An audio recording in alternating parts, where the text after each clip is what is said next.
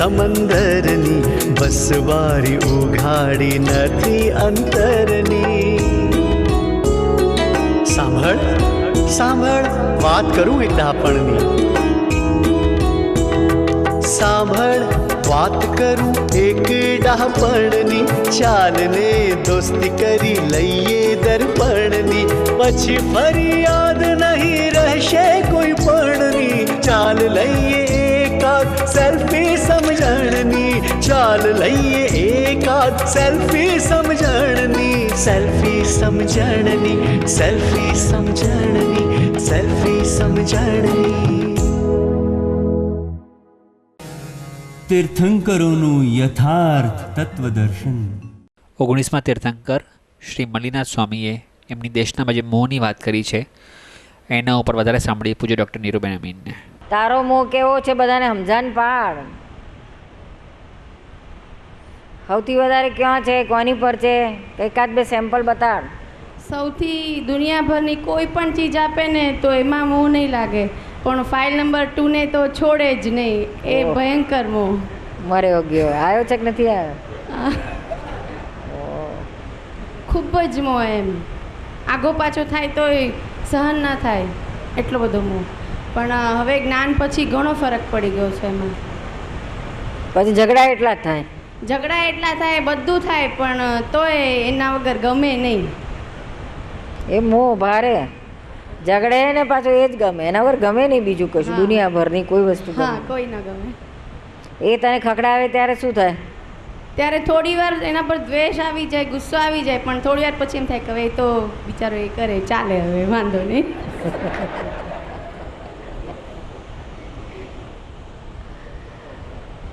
છોકરીઓ ઉપર એટલો નહીં. ના, છોકરીઓ કોઈના ઉપર નહીં. એક જ એટલું બધું ભારે મોહ છે ને. એ મોક્ષે લઈ જવાનો જ તને આંગળી પકડીને? ના ના, એ તો કહે છે કે તારો મોહ તને નહીં પકડે, કે હું તો છૂટીને જતો રહીશ. એટલે પછી તમે એકવાર કહેલું ને કે તને આ રૂપેશની બદલે કુપેશ આવશે, બોલ જોઈએ છે, ત્યારથી સમજણ પડી ગઈ કે ના ભાઈ આપણે તો કોઈ ના જોઈએ, આવતે ભાઈ કોઈ નહીં એમ. તારે હારું આ કોઈ પકડીને આપણા માટે મોક્ષ છોડે એવા છે નહીં. આપણે જ એમને પકડીને આપણે મોક્ષ છૂટે. શું પણ નીરુમાં નોય મારા જ્યારે કરું ને તો ઉલટાનો એના પર વધારે રાગ આવે છે.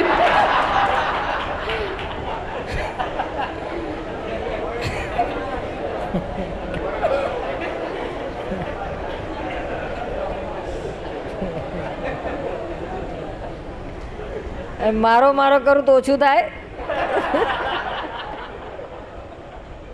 એટલે એવું ઊંધું કેમ ચાલે એમ? તારી ખોપડી ઊંધી હશે.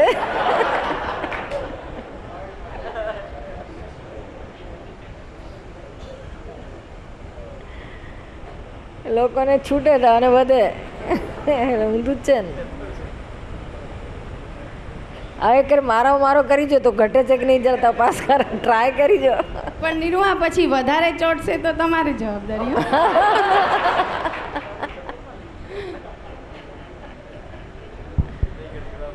મારું તો શુદ્ધાત્મા સિવાય મારું બીજું કશું ન હોય એમ રાખ. આ ન હોય મારા મિકેનિકલી બોલતા હોય ને તો આવું થાય, હાર્ટીલી બોલે તો ના થાય. આવું મારું અનુમાન છે. સારું, તમારે છે કોઈ નોય મારી વારી?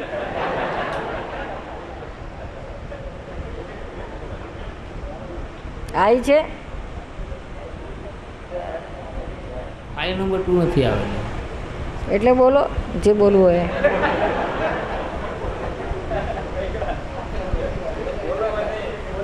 નેવમાં જય સચ્ચિદાનંદ. 2 વર્ષ જ્ઞાન લીધે થયા. ફાઇલ નંબર 1નો મોહ ઘણો બધો ઓછો થઈ ગયો. ફાઇલ નંબર 2નો પણ ઘણો બધો ઓછો થઈ ગયો. લક્ષ્મીનો પણ મોહ નથી રહ્યો. વિષય વિકારના મોહ પણ ઘટી ગયા. પરંતુ ફાઇલ નંબર 3ના મોહ થોડા હેરાન કરતા હોય છે. ફાઇલ નંબર 3ને આપણે ભણાવવા માટેની ખૂબ જ મહેનત કરીએ, કોશિશ કરીએ. સફળતા માટે આપણે આપણી જવાબદારી પૂરેપૂરી અદા કરીએ. આપણે બધા જ ખર્ચા કરીએ, દેવું પણ કરીએ. તેમ છતાં એમની અપેક્ષાઓ આપણે ન રાખવી જોઈએ, પણ રખાઈ જાય. આપણે આપણી ફરજ બજાવતા હોય તો એના સામે સફળતાઓની આપણે આશા રાખીએ. અને જ્યારે નિષ્ફળતાઓ મળે ત્યારે ત્યાં ભોગવટો આવી જાય છે. અને આપણે કીધું એમ જાગૃતિ રાખવા પણ પ્રયત્ન કરીએ છીએ, પરંતુ ભોગવટો ઘણીવાર જતો નથી. તો ફાઇલ નંબર 3નો મોહ ઓછો કરવા માટે શું કરવું? તમારો જો મોહ એની પ્રત્યેનો ઓછો થશે ને, તમારી અંદર વિતરાગતા જેવી પ્રગટ થશે ને, એવા બધા સીધા દૂર થઈ જશે. આ મોહથી બગડે છે છોકરાઓ. આ ભણતા નથી, આ નથી કરતા, રખડે છે. શેના માટે? આપણો મોહ છે એટલે બંધ કરી દો. કોઈ નો નથિંગ. આટલી અમારી ફરજ હતી, તમે એડમિશન અપાયું. હવે તમારી જાતે નોકરી કરો, વેકેશનમાં પૈસા ભેગા કરો, 2 કલાક બપોરે કે ઇન્ડિયા ફોરેનમાં છે ને એ સિસ્ટમ, થોડા પૈસા કમાઈ લાવો, ભણો અને પછી આગળ વધો. હું દેવું કરીને ભણાવવાની મારી તાકાત નથી કહેવાનું. જો રખડવાનું બંધ થશે ને કંઈક ખોળી કાઢશે. ફરજિયાતમાં ના આવે આપણી ફરજ? ના હવે આવી તો ફરજિયાત હોતું છે. આપણે દેવું કરીને ભણાવીએ ને પેલો રખડતો હોય, એ ફરજ નથી આપણી એવી. શું એને કહેવાનું કે ભાઈ આ એક ચાન્સ આપું છું, આ લાસ્ટ ચાન્સ, તું કંઈક દોડું તો સારી વાત છે, ના દોડું તો પછી મારી ફરજ પૂરી થઈ જાય છે. હવે પછીની ફી તારે તારી જાતે લોન લે, જે કરવું હોય એવું દેવું કર, તારી જવાબદારીથી કર, મારી જવાબદારી પૂરી. કાં તું તો નોકરી કરી ખાતો હોય મને વાંધો નથી, પણ આપણો મોહ છે મારો છોકરો એન્જિનિયર થાય ને ડાક્ટર થાય. જરા કડક થઈને કરી તો જુઓ, ડ્રામા કરી તો જુઓ. અને પાછું સાચી રીતે ડ્રામા એટલે કરેક્ટ ડ્રામા, એવું નહીં વખત આવે તો બરાબર બતાડ કરવાનું જેવું, તારે માથે જ નાખવાનું. હવે તારી જવાબદારી, તારે ભણવું હોય તો તું કર, નોકરી કર, જે કરવું હોય. વેકેશનમાં રખડો છે એના કરતાં 1.5 મહિનો કંઈક કામ કરો. કમ્પ્યુટરનું આજકાલ તો જરાક જોબ વર્ક કરી લાવે તો થોડું પૈસા કમાઈ લાવે. નાખો માથે, કાં લોન લે અને પે કર. મારી જવાબદારી નહીં કહેવાનું. આવું તો આ વિતરાગ થશો તો કશું ભણવાનું નથી, બગડે છે. ઉલટા આપણા મોહને લીધે બગડે છે. ના, જે છોકરા આપણે એની પાછળ બધું કરીએ અને પછી એ ભલે મહેનત કરે અને પછી નાપાસ થાય તો આપણે સમજીએ કે ના ભાઈ એનું પોતાનું પ્રોબ્લેમ. પણ આ તો ભણે નહીં, રખડે અને પછી નાપાસ થાય એનો આપણે ના સમજીએ કે આનો મિસયુઝ કરી રહ્યા છે. કશું નહીં, એને એની જિંદગી પર છોડવાના. પછી આપણે મોહ કાઢી નાખવાનું કે એન્જિનિયર થાય, ડૉક્ટર થાય, તારે જે થવું હોય તા. અમારી ત્યાં સુધી અમારું હતું ત્યાં સુધી કર્યું, હવે અમારી તાકાત નથી આગળ. શું કરે આ છોકરા? બીજા ગરીબોને તો બિલકુલ પૈસા ફીના નથી હોતા. છોકરાને હોશિયાર ગમે એટલા તો નથી ભણાવતા, નાનપણથી મજૂરી એ મૂકી દે છે. શું કરે? તો અહીં સુધી તો તમે કરી આલ્યો, હવે ક્યાં આગળ તારી જાય માથે નાખો તો થોડાક પાંસરા થશે, નહીં તો રખડે તો એનો અર્થ જ નહીં ને.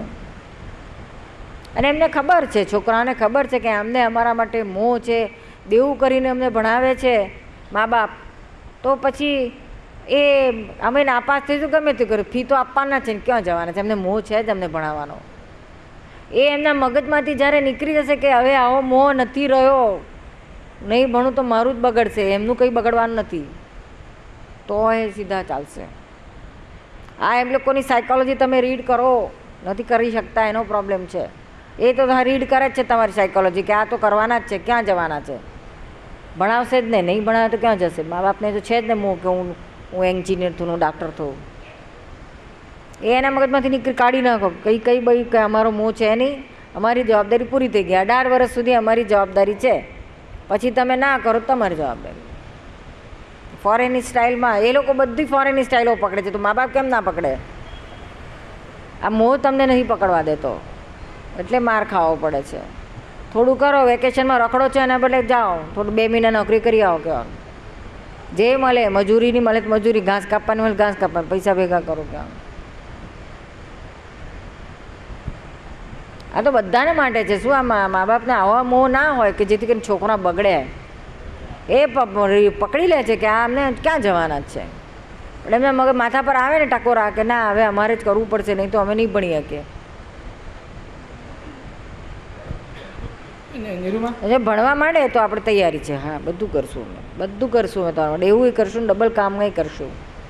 પણ પછી કહેવાનું કે જ્યારે તમે કમાઓ ત્યારે આટલા પૈસા પાછા આપો, પછી જ તમારું લગ્ન કરશું, ત્યાં સુધી લગ્ન નહીં કરીએ. પણ એટલે પછી ગુરુ નથી જાય, તમારા પૈસા આવવા દે પછી પાછા. એટલે બધી બાજુથી મા બાપને મારો, ગઈડપણમાં કોઈ હંગરે નહીં પાછા, બધી બાજુથી મા બાપને મરો. એવું ખરું કે નીરુમાં આપણે અમારે 3 નંબરની ફાઇલ પર તો એમ જ હતું એમ ભણું બહુ કહેતા પણ અહીંથી ભણવા જાય પછી રખડીને પાછો આવે 2-3 કલાક થાય ને તો પાછો ઘર આવતો રહે એમ. તો મૂકી દેવાનું ભણાવવાનું કે જા આવે નોકરી હીરા ઘસવા જા કહેવાનું. હા તેને પાછું મૂકી દીધું પછી પાછી દુકાન કરીને પાછો પછી અહીંયા શિબિરમાં આવ્યા ત્યારે વાત તમને કરી છે ત્યારે એમ કીધું કે નીરુમાં મને કીધું છે ભણવું જ છે ભણજે એમ તાર પપ્પાને કહેજે ભણાવે એમ. તો પણ ભણે છે ફોન કરવાનું કીધું હતું તમે પણ પછી કીધું આણંદ જવાના છે એટલે નિર્માણ વાત કરી દેશે એમ.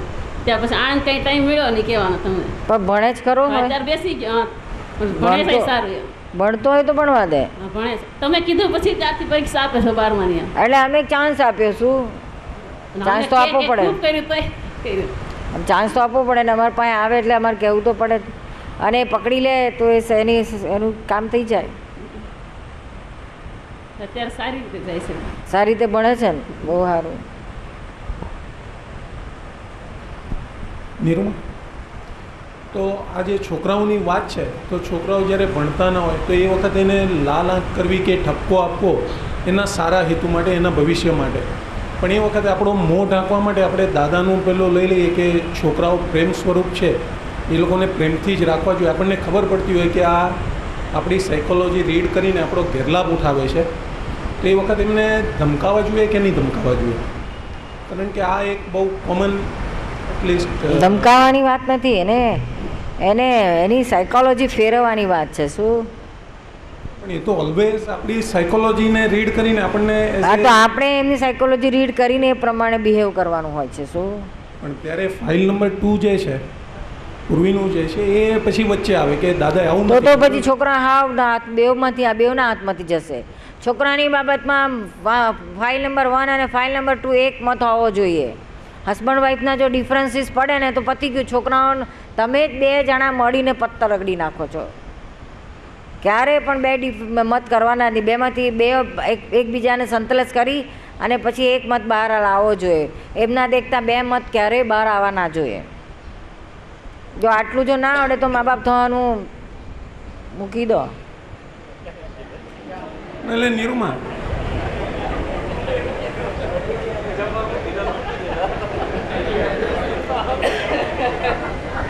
નિરૂમા એટલે પ્રેમનો રસ્તો અપનાવો કે જરૂર પડે ત્યારે એ લોકોને હંમેશા કાયમને માટે પ્રેમ જ હોય. કડકઈ ક્યારે હોય કે ખાડામાં પડતા હોય ત્યારે કડકઈથી પાછા વાળવાના, એક થપાટ મારી નહીં લેવાના. પણ 16 વર્ષના થયા પછી તો એ ના હોય, થપાટે ના મારે, કડક થવાય. અને 16 વર્ષના થયા પછી કડક શેમાં થવાય? તો કે છોકરાઓ. It's Dada Bhagwan Foundation presentation.